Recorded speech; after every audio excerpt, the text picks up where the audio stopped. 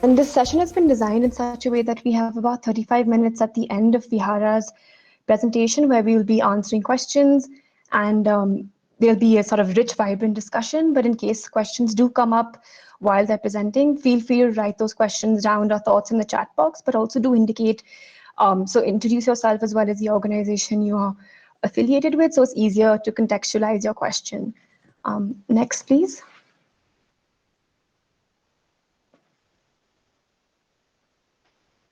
Next slide, please.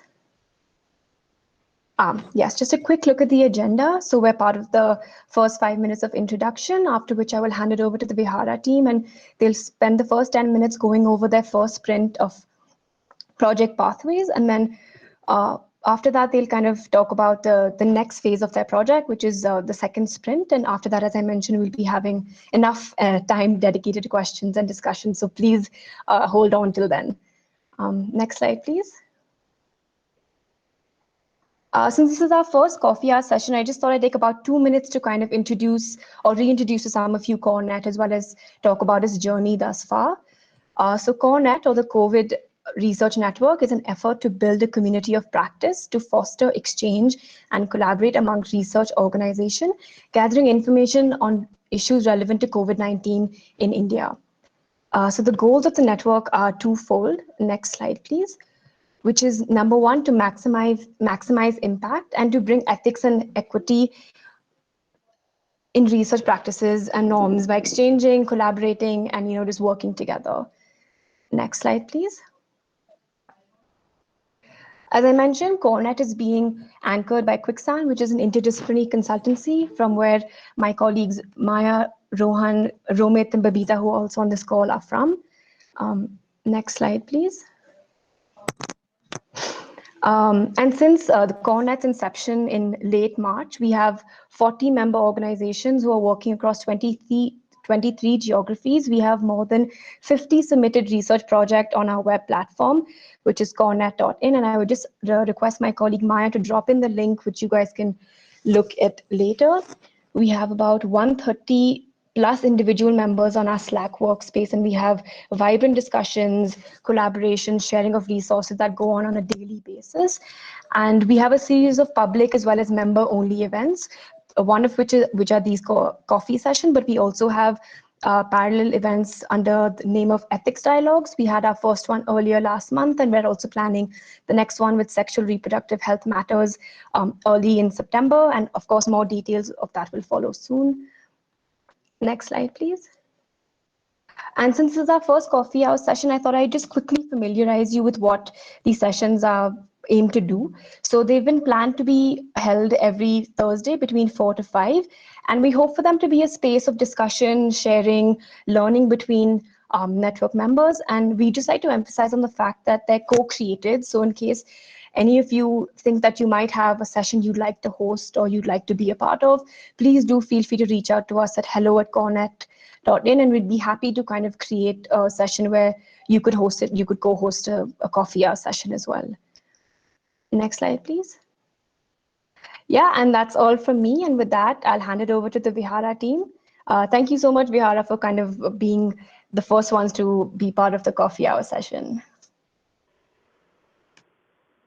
Thank you so much, Nitya. Thank you so much, everyone, for being here.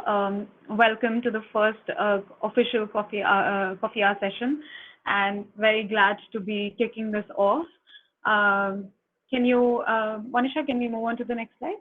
Yeah. Just quickly introducing myself. Hi, I'm Divya. I work at Vihara, and we are here to sort of share some of the work that we've very recently undertaken. And to give a context, we are also, we concluded our first sprint of the study, and we are moving into our second sprint, and that's why this discussion comes at a very timely point, where we want to share some of our past learnings, but also how we are thinking about the next sprint, and how is it that our work can support our collaborative partners on CoreNet, and what are the kind of overlaps and gaps we can identify to strengthen the areas of work that we are looking forward as a response to COVID. So before we move into our findings, I'll probably share, if we can go back to the slide previous to this one, I'd quickly talk about the project. The study that we've done is as a part of Pathways project, and the project is largely looking at factors that make women and children vulnerable to poor health. And here we are looking at social factors that are a part of the household domain. So we are looking at the dynamics within the social unit, couple dynamics, and how these things sort of percolate into decision making and factors that impact decision making, coping behaviors, etc. The project is based on some of the work Vihara had taken on with child health a few years back as Project Panchpar, where we were looking at social vulnerability for child health. And with this effort, we are expanding that from child health to RM and CHA, but also taking it to different geographies. While the previous project was focusing more on Bihar, this one is looking at Bihar, UP, and 4 different counties in Kenya with our partners and the larger consortium. So we can move on to the next slide now, Monisha. We had concluded our qualitative data collection late last year, and we were hoping to move into our quant phase this year when pandemic sort of hit. And so the team sort of regrouped and very rapidly decided to leverage on some of the connections we had built with families and frontline health workers during our qualitative study, and thought that this may be a very interesting point to understand the lived experience of COVID within these families and the communities we were working in. So the first print of the study was conducted in May.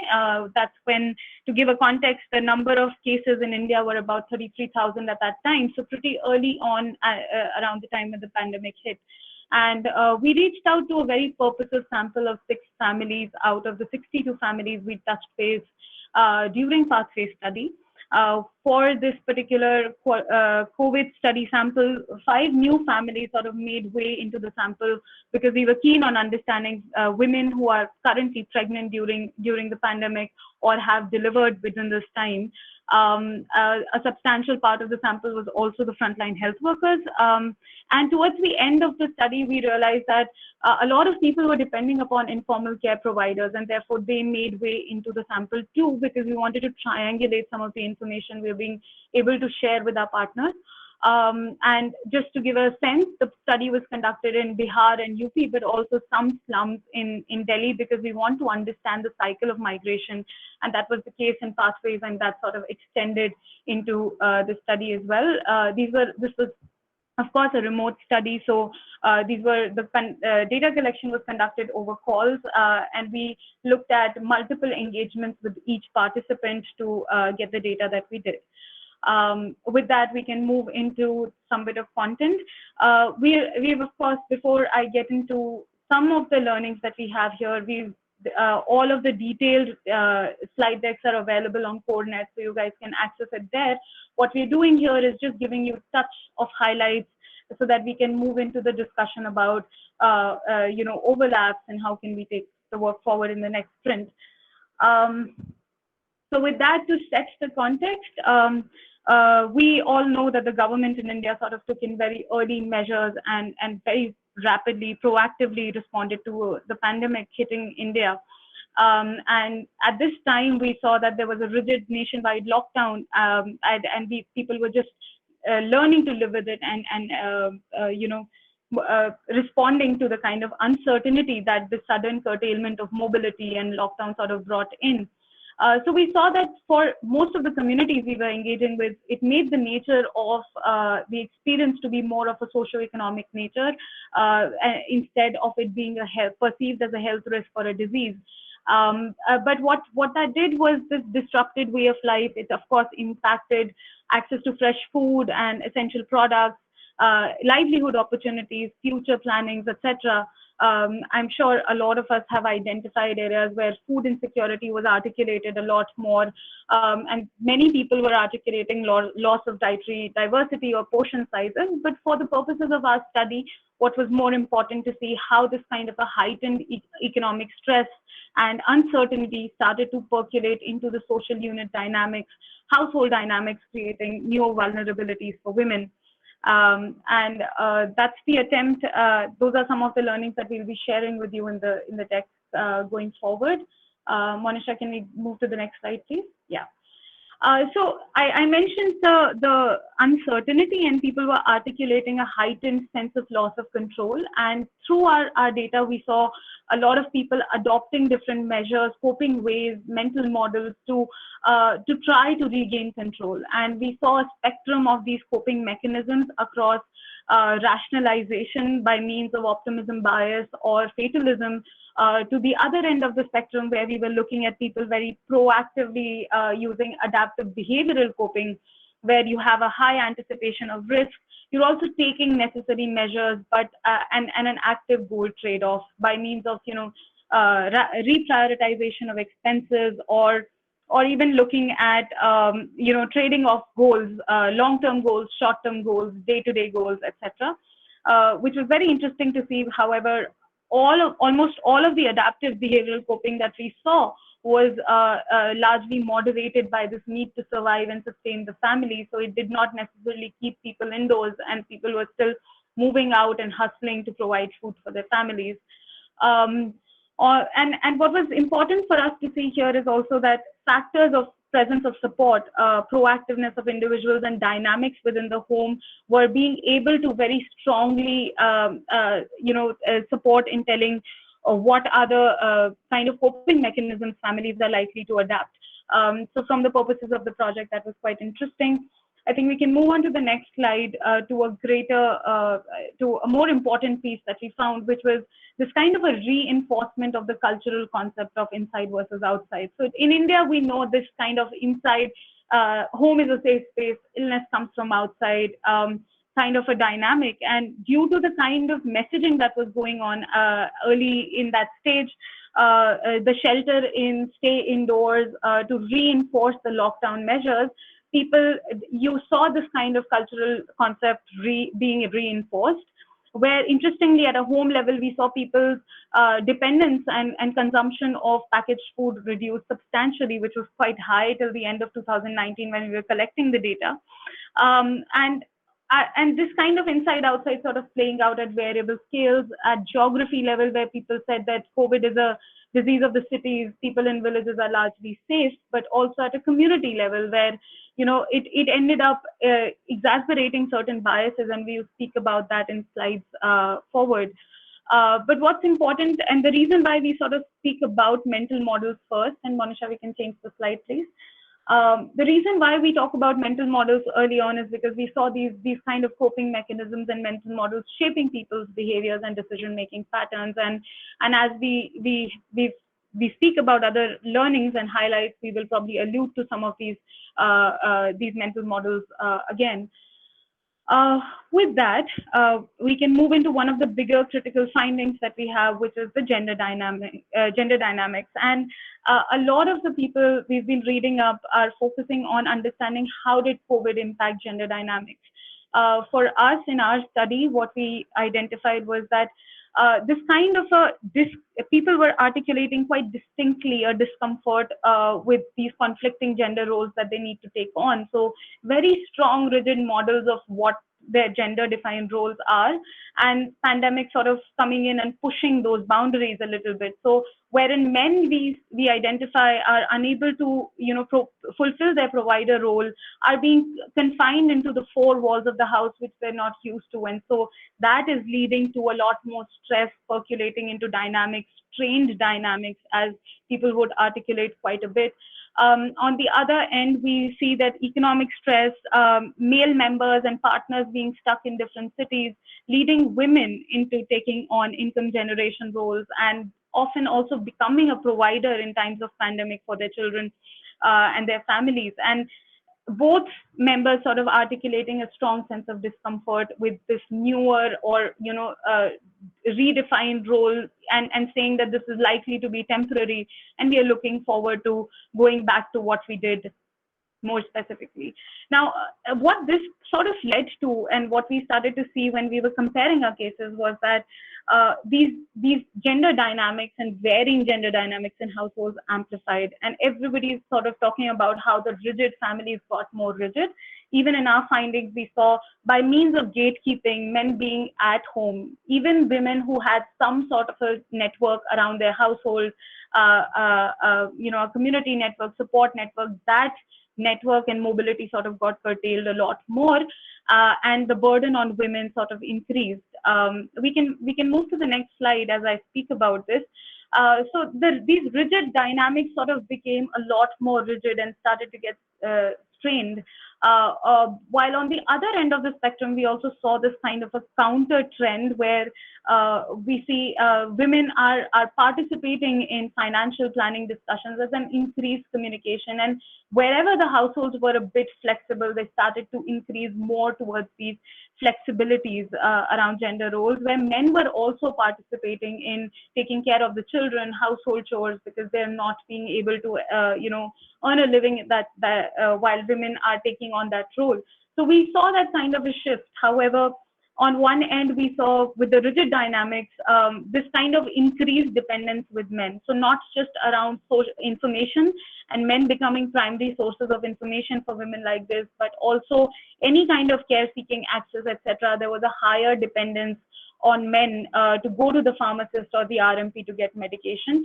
And also this increased workload, increased dependence was leading to, and also curtailment of peer networks was leading to a loss of avenue to express distress, which was very, very pronounced. So not just mental distress around the kind of strain dynamics, but also any kind of physical distress that they may be feeling, wherein on the other side, we saw women articulating that the flexibilities should likely reverse very soon, that they're not feeling very comfortable taking this role on.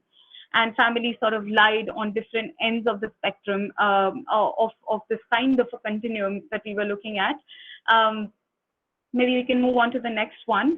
I wanted to spend a little bit more time on these two learnings. The others I'm going to just quickly skim through.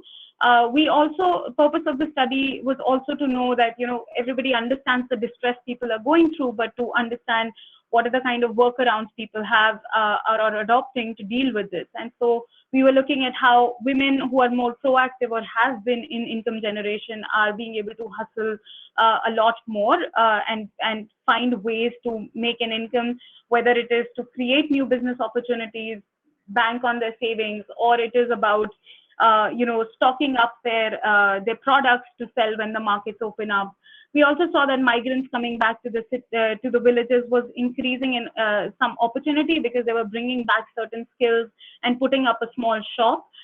Very interestingly contrasting with other kind of group of people who were articulating that their skills are redundant now with things changing, and so they're looking to skill up and find better skills. So these kind of emerging needs were interesting for us to see in livelihoods. We can move on to the next slide. Again, role of the community seemed to be augmented. So in certain pockets, we saw community was coming together and responding to migrants coming back, ensuring if the system is not being able to take that charge, ensuring that right kind of quarantine processes are being put in place. Versus in other areas, we also saw the inside-outside kind of a dynamic playing out where innate biases within the community started to exacerbate, and it was impacting people's access to community resources. Moving on to the next slide. Yes, in terms of the health system access, it was very interesting for us to see.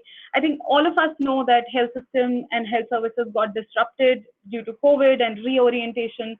But what that did in our sample, at least, was that this kind of dependence on cues became very, very pronounced. So the moment the cues were absent, systemic cues were absent, people resorted back to their preferred and convenient access to health services, barring the intent of immunization, where people largely said that once the ASHA worker calls us and ASHA BB calls us, we'll go for the immunization. And towards the end of the study, we also saw VHSNDs resuming slowly, where ASHAs mentioned that they don't necessarily have to re-establish the need for immunization, but rather manage the manage the fear of COVID in accessing VHSND. So the intent for immunization being intact was very interesting for us, but we can't say necessarily the same thing for other preventative services like ANCs, and that's something we'd want to inquire more in the second phase too. Moving on to the next slide.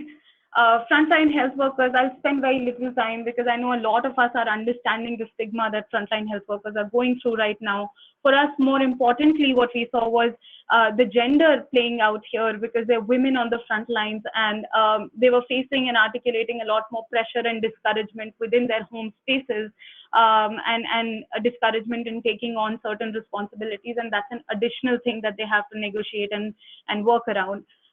Importantly, as an opportunity, digital platforms coming up, and this kind of an expedited transition of frontline health workers and ASHA workers onto these digital platforms was interesting to see. And we saw this, of course, varied, right? But places where the system had a lot more, push around these things versus others where ASHAs themselves were doing it to ensure that they're keeping safe.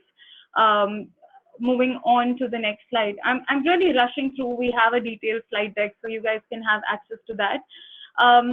But however, the important bit for us to see was this kind of a dependence on the informal care providers in times of COVID, where multiple factors were playing out. You had the health system being stressed and services disrupted, but also this very strong perception of health system being so-called a hotbed of COVID, and so people fearing going to the health system and approaching it. Instead, the insider-outsider concept sort of playing out, and people finding their community care providers being much safer an option, more dependable in times of uncertainty, but more importantly, having a greater sense of control over things. So if the woman can have a greater sense of control over the hygiene in the place where she's birthing, or higher degree of trust, but also quality of care, because the DAI can come home 6 times in the next after childbirth to check on the mother and the child, provide the right kind of messaging and right kind of advice to her, that has a higher degree of trust and better quality of care as a perception. We are also aware of the RMPs and the DAIs working on a credit system, which was coming out more strongly as well, that in times of economic stress, the credit model of these informal care providers is, of course, more convenient for families, and therefore some kind of control and dependence that they can have on the informal providers. And as we move along to the next slide, as we think about these top learnings, right, we start to see that where do we go from here? What's likely to happen in times to come? And at Vihara, we are taking on these efforts to also think about what would the future entail. What are some of the things that we are observing right now likely to continue, likely to sort of resort back to normal very rapidly? Those are things that we are interested in knowing. And so one thing that sort of stands out very, very prominently is this kind of, cash flow limitations, reduced income in hand to spend. And so we are already seeing cautionary borrowing and spending, and that's likely to continue. But what are the aspects that it's going to probably have a more stark impact on? And we are looking at, more importantly, access to care. So travel costs being foregone to ensure that, travel costs being foregone, access to menstrual hygiene and other hygiene products, nutrition diversity being sort of thought about, and sort of sustenance being prioritized over it. And if we move on to the next slide, we have been taking on these efforts to also think about, while there are all of these challenges that are likely to come up, there are also certain opportunities that one needs to study as we go along. So we are thinking about how can informal models of care be used as they're a lot more trusted right now to replenish some of the disrupted supplies, whether it is family planning supplies that we realized were entirely disrupted, zinc ORS in times of waterborne diseases going high due to floods, and looking at digital platforms and how they could potentially be used for also referrals. Because if one of the bigger challenges was if DAIs are taking on home deliveries and people are preferring that, in cases of complications, what happens and how are they able to handle it? So these are questions that we need to inquire about, but also start to see them as opportunities that can be understood better to think about programs as we go along. If we move on to the next slide, we're also looking at gender as an area and livelihoods as an area. For us, I think this flexibility that we are observing is a window of opportunity. Are there ways we can think about fostering these and maintain these gender equitable relationships, looking at couple making and collaborative dynamics and working on those a lot more? Importantly, men becoming a key source of information and access to care. There is a need for us to strengthen the programs that are focusing on men as one of the stakeholders in the interventions that we are planning, but also with the financial stress, men being at home, the seasonality of birthing due to COVID. We had a lot of Dais and Ashas talking about a lot of women are getting pregnant. A slight comment here and there saying that this is only going to rise. This kind of an intent for spacing can actually be leveraged in these times, and thinking about how that could happen. And we're also going to be studying that a lot more in our study going forward. I can maybe move on to the next slide. So taking a breather here, we have been having a lot of these conversations about what to do next and what is of an area of interest. And we are, of course, getting these questions about these mental models and shifts that we are observing. Are they temporary? Are they long-term? This kind of dependence or on informal versus formal, is that something that's going to stay? So these are things that we are going to be looking at. These are some of the areas that have been highlighted from different conversations that we should look at. And right now, I think this is moving into a more discussion where we are also seeking ways in which we can identify other studies that are going on that have some parallels, some overlaps, maybe certain gaps that we can look at as we plan our sprints forward. And we sort of, in the next slides, have also articulated a set of questions. If we can move on to the question slide first, Monisha. So we are looking at overlaps. We are looking at, of course, we understand a lot of quantitative data collection is happening, and so can certain findings be understood better, deep dived into through qualitative approach like ours. What could those areas be that we are looking at? But also, when we are thinking about short-term, long-term intervention areas, program planning, what are the specific queries that we need to look at that can be a part of the study going forward and strengthen it a bit. With that, I'm going to leave the floor open, and we can also look at some of the questions that have come in the chat box. And we can, Monisha, if we could go back to the slide before, it articulates some of the areas that we are specifically focusing on from a project point of view for us. If there are anything else that we are missing out here, we are happy to discuss. And also just have a general conversation about what are the things that you are learning and what are the synergies here. Hi, Divya. Thanks so much for that quick summary of project pathways. I just wanted to request if we could maybe address the questions in the chat box before we move on to discussion. There are quite a few questions here from Kumvika, Priya, Anita, and so on. Would you like me to read them out, or do you have access to the chat box yourself? I do have access to the chat box. I'll begin with point Kuhika has mentioned. Just wanted to know what are the kind of work.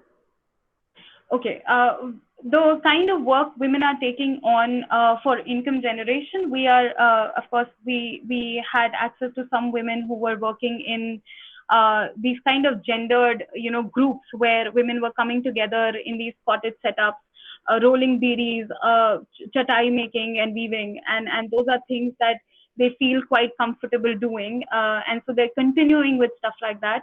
But of course, there are other areas where we saw women were going to their local markets, getting a stock of resources that they can go ahead and sell, So tapping onto their savings and finding opportunities that what are the products people require right now, and they're trying to very quickly hustle and get a stock of it and sell it in their areas.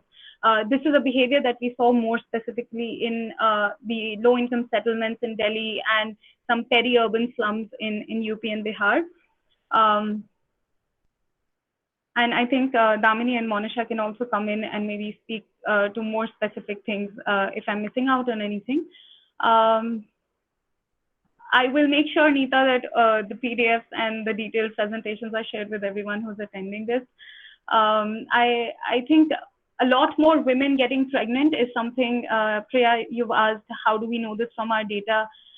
This is largely coming from the verbatim conversations that and the transcripts that we had when we were speaking to DICE, because DICE generally are the first point who get to know when a woman is pregnant and is okay about talking and sharing it.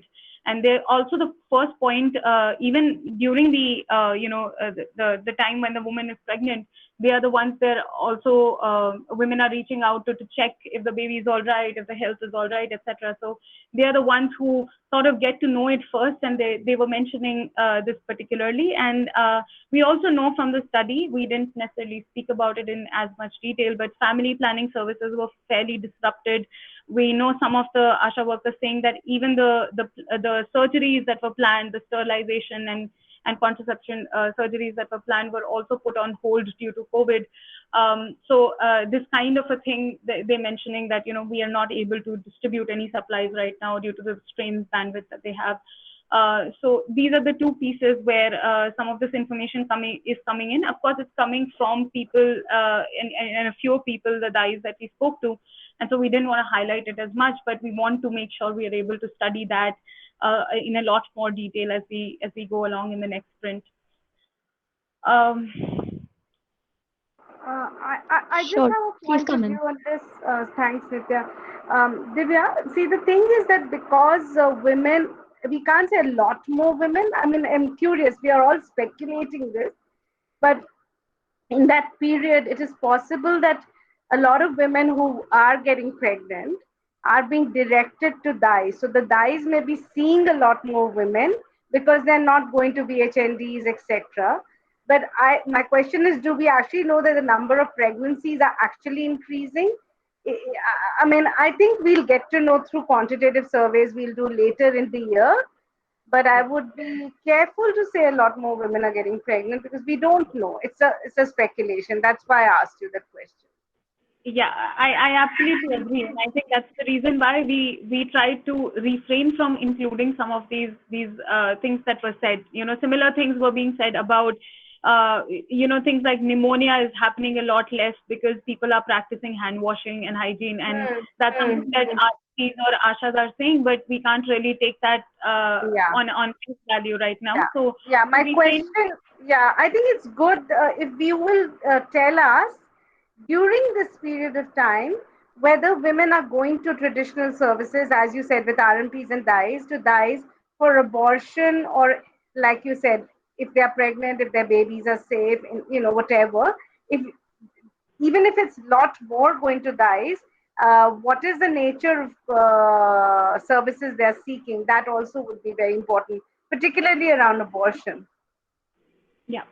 Yeah, I agree. And I think for us, what we know from our pathway study is that when men are coming back and migrants are coming back, women often run off to ASHAs to get some kind of contraception available. And now ASHA's not doing that. And some of these actions are, of course, covert, right? And so when ASHAs are not distributing any kind of supplies, this access to supplies with respect to men and women is kind of different. And we'd want to see how this has impacted where women wanted to covertly, use contraception, and now they're not being able to do it. So that's also something that we are hoping to sort of deep dive into as we go along in the next sprint. But definitely, we'll keep a note of that. I can come in to answer some of the questions around the research. So Kuhika, you asked about the districts. So in UP, we conducted a study in Bahraich and Gorakhpur. So it was Bahraich was largely rural, but there were certain urban areas that we actually conducted a study in, and similarly for Gorakhpur. In Bihar, it was Jamui, which was largely rural and tribal areas, and Darbhanga, wherein we touched both urban and rural areas. Okay, so I think Madhulika has a question around sharing the experience of ethnographic work, which takes a long process of relationship building and doing that remotely. So of course we had some bit of a footing where we were reaching out to families and women that we had spoken to, and we had a very thorough understanding of what their household dynamics are, where are what are the specific challenges that they're going through, etc. So I think some bit of strong rapport building was done well with them. The other thing was we were also tapping on to our frontline health worker network, where we've spoken to many frontline health workers when we were there, and they knew us. And so the trust building for us in some of the newer cases were also done by the frontline health workers and how they were sharing the numbers, etc. The other thing which was very important, and probably from a process point of view important to mention here, is if you go back to our slides in and when you get the time, you can look at it. We have, 1- women that we spoke to out of the 11 families, and that's largely because we had to go through and speak with a lot of men before we reached the women, even if there was that kind of rapport building that was done. So our researchers and our team had to really, work with the men, get to know their perspective, build that rapport and relationship with the men, and then move on to the women. And that is a very important thing that we realize we need to do. And in order to really be comfortable with women when we're speaking with them, and men letting the phone be with them. Because the other challenge that we were also thinking about was, how is it that we are getting the data, and that's an unbiased data, especially around things where more secondary research was talking about increased gender-based violence and things like that. So that kind of trust building with the man is extremely important, and where we weren't able to do it in that one household, we weren't able to reach the woman. So there's that. And I'm happy. I think these are free-flowing conversation, and Nitya, you can come in there. So if anybody wants to ask anything or speak, you could please unmute yourself, and we can chat.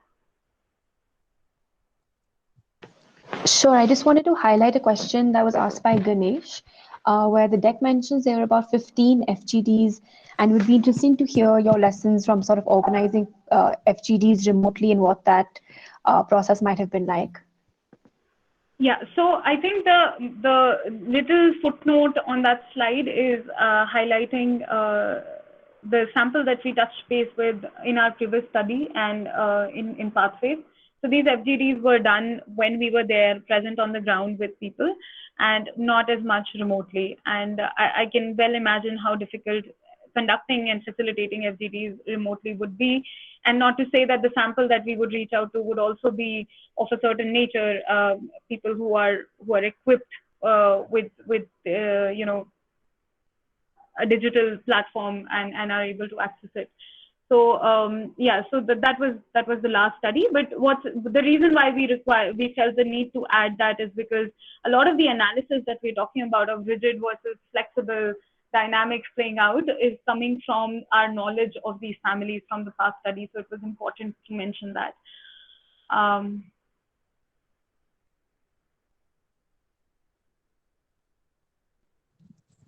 There's a question here around the FLWs and the expectations and trainings for the FLWs during COVID. So what we actually, when we were interacting with the FLWs, we actually heard them talk about remote trainings that were being conducted for them by the district authorities to prepare them for conducting the COVID surveys. And also, in terms of expectations and incentives, the FLWs did mention not receiving the promised incentives at the time that we were speaking to them, but they still were motivated to do their work, and they were self-motivating themselves despite facing both stigmatization from the community and facing challenges at the family front.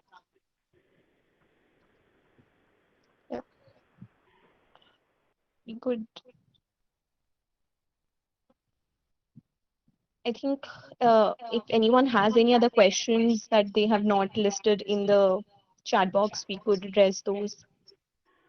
Priya, I have a question for you. I think in the chat box you've mentioned how the OPM JHU study has some complementarity to this work. It'll be great if you could share a bit about that study and what are the kind of findings that they have, and how is it that we can also learn from that. We'll schedule it in a coffee hour soon. I'll also connect you to them. I see Karima's here, but and I see some OPM colleagues here. But very quickly, this was interviews with I think 542, and I think the number of respondents was half of that.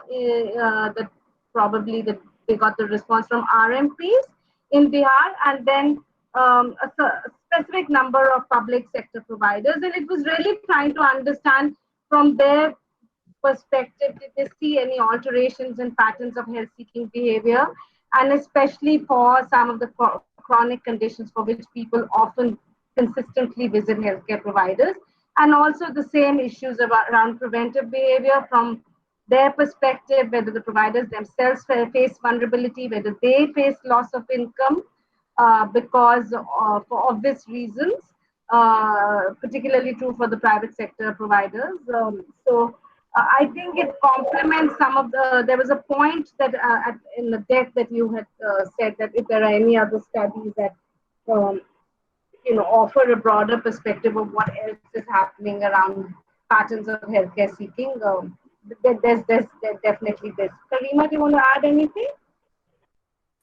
Yes, thank you, Priya. Thank you, Priya. Yes, so we did a phone survey, which briefly was two parts. One part, as Priya said, looked at traditional service providers, RMPs, rural medical practitioners, and the other part looked at facility-based providers, interviewed them, and the facility-based providers were divided into MOICs and nurses. And for the facility-based part, we wanted to understand how prepared the facility was, and then how the patterns of health-seeking behavior had changed. So what different services were people coming for, and then how, if they were coming more or they were coming less for ANC or for deliveries, etc. And then we wanted to understand from the providers how their work patterns had changed and the content of their work had changed. So were they examining women in labor in a different way? Were they doing delivery services in a different way? What exactly had changed? And to understand, like I said, their level of preparedness.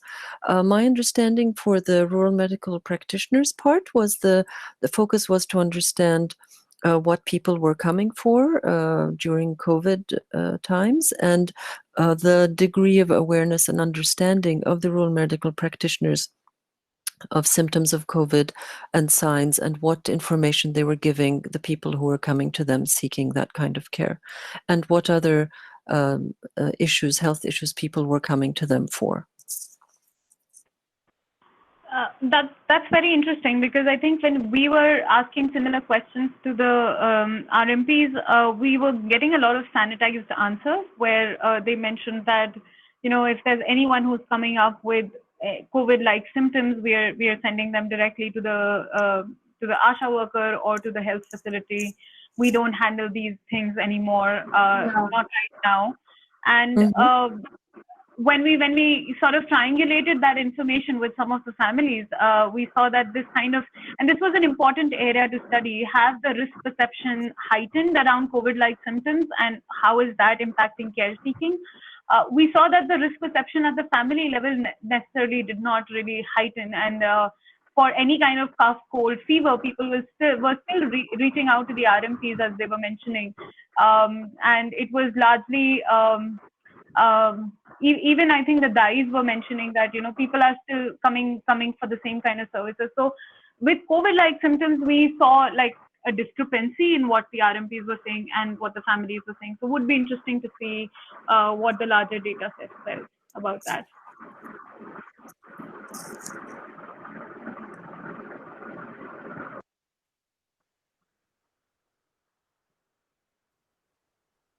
I think on the sorry, please go ahead.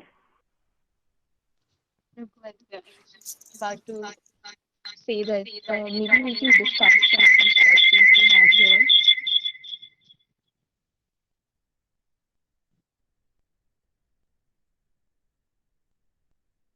Sorry, we seem to be having some audio challenges. Monisha, were you the last person who was speaking, or Priya, you have something to add?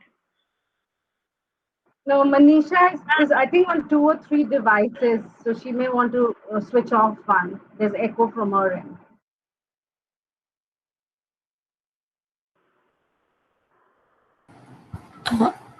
Am I audible now? Yes. Yes, sorry. I was just discussing if the group would like to take up discussing some of the questions. So when we are discussing this work, one of the purposes of this call was also to sort of understand what the areas that would be useful to delve deeper into when we are doing a second phase. What are some of the gaps that we currently see, and what are some of the ongoing quant studies that could actually benefit from some of the qualitative findings that we could complement in the second from the findings in the second phase.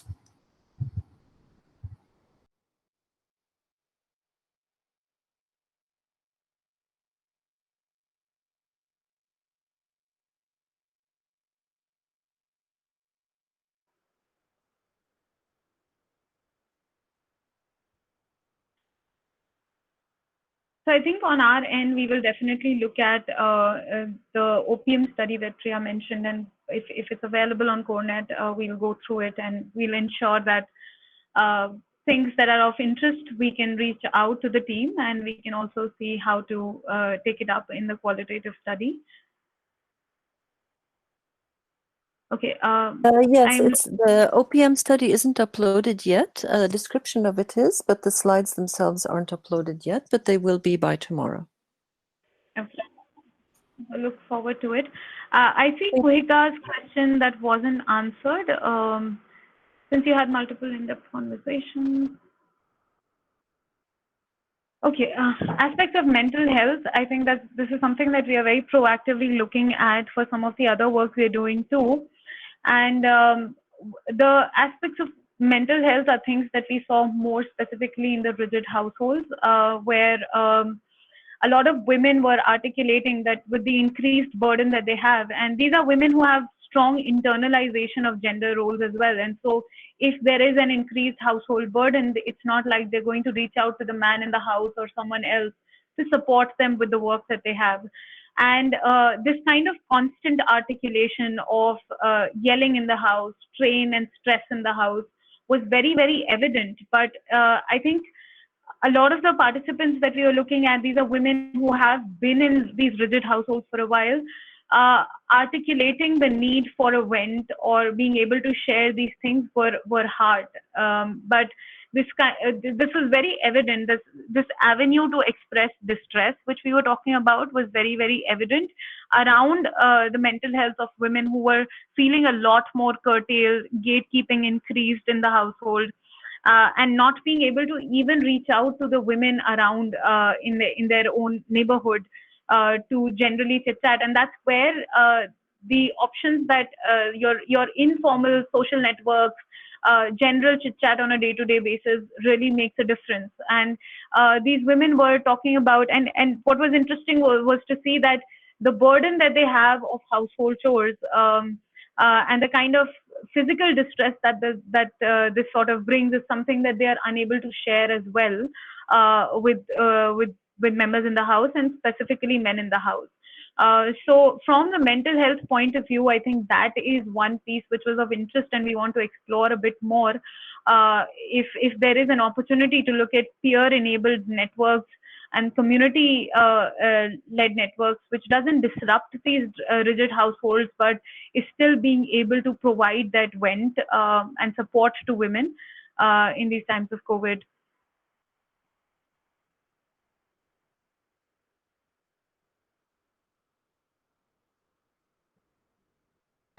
There's a question by Madhulika. Divya, do you want to take this? It's about what are the factors that we saw in the households previously, which were now being shifted into more rigid and more flexible. So how is the difference in the initial conditions of these two sets of households that put them on different pathways? Yeah, so this is thinking that is evolving. So I want to sort of begin with that kind of a disclaimer. These are findings from the pathway study, and how are we seeing it witnessed right now? So we saw that households that were a lot more rigid, and there is a very big factor that we are working around, which is this kind of an internalization of norms for men and women both alike. So families that were a lot more rigid and traditionalist in their mental models are where we saw very limited shift, and women were largely comfortable in the space that they had. Also, these are families which are economically better off.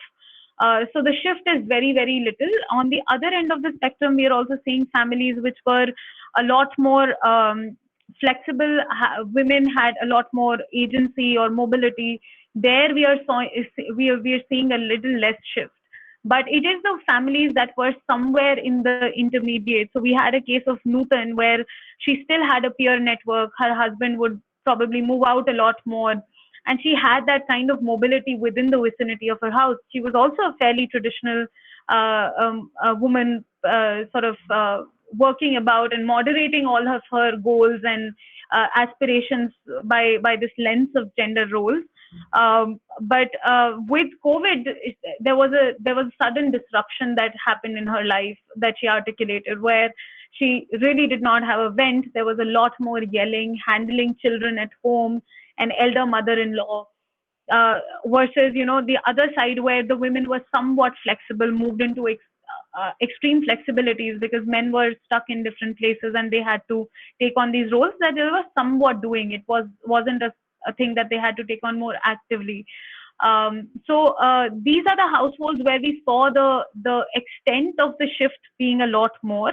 And we want to also understand whether this holds true for some of the other sample, so reaching out to other families that we encountered in Pathways and seeing if this kind of a trend actually holds true. So in terms of the household dynamics and the factors that are impacting this kind of shifts is something we are also keen to understand from the project point of view. Does that answer the question? Are there any follow-on thoughts? Yeah, no, this is very interesting. And I was thinking if in your future data collection work, you could exploit the embeddedness within SHG networks. Some of these women might be members of like local NRLM projects in the state. So if that sort of leads to differential evolution of intra-household norms, because they might have access to rich peer networks already through their SHG membership. So if that's a dimension that might be useful to exploit in the future.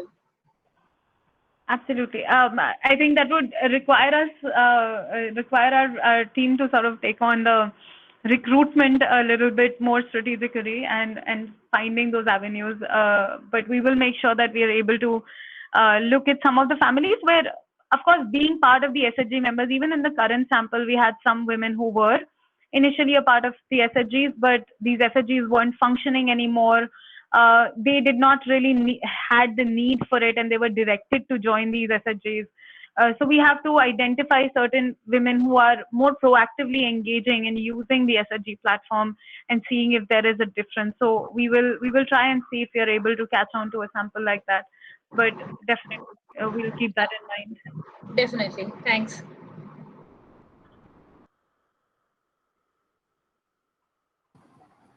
I think we are nearly at the end of our time. There's actually some interesting studies being quoted in the chat box. So I would invite Satvika to just speak about the study that they've posted about in the chat box, which is related to the positive local level adaptations to health and nutrition.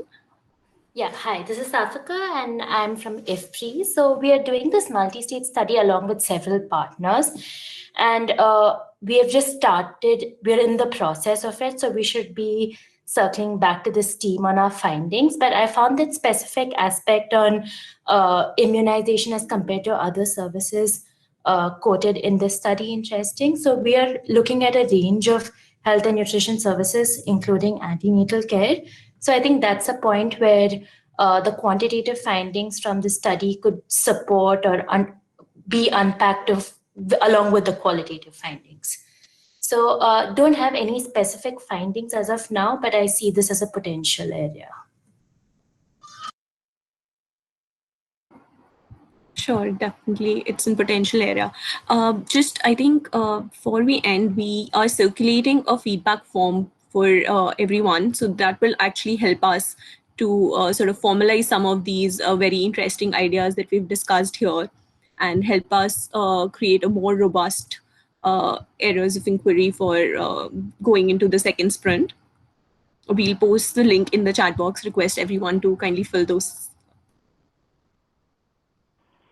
And just as a closing comment, I think I was reading the comment that Sunita has posted in the chat box. I think these behavioral elements and practices or mental models that are driving behaviors are going to be more important for us to study. And we're thinking about, as people are resuming life, how is this adherence to the prescribed norms of wearing a mask, hand washing, measures that they are taking themselves when they're stepping out of the house, coming in, how are these behaviors shifting as normalcy or understanding of a new normal sort of comes in.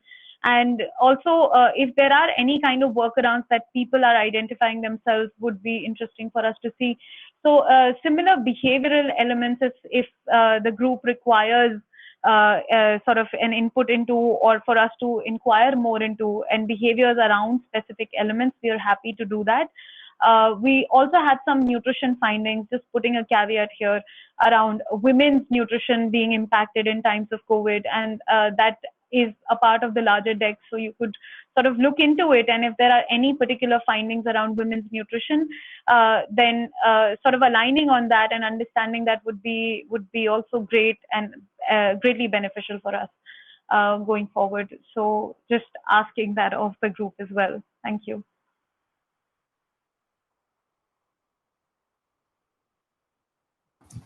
Monisha, you could sort of share the last slide. I think it talks about the next session that we have for Coffee House. Coffee House session. Yeah. So Nitya, if you want to pitch in and if you want to close the session, please do. Thanks. Nitya, are you there? Okay, anyway, I'll do it. Thank you very much, everyone. This was wonderful. Thank you also to the Vihara team, but also everyone who was able to join and contribute to the discussion.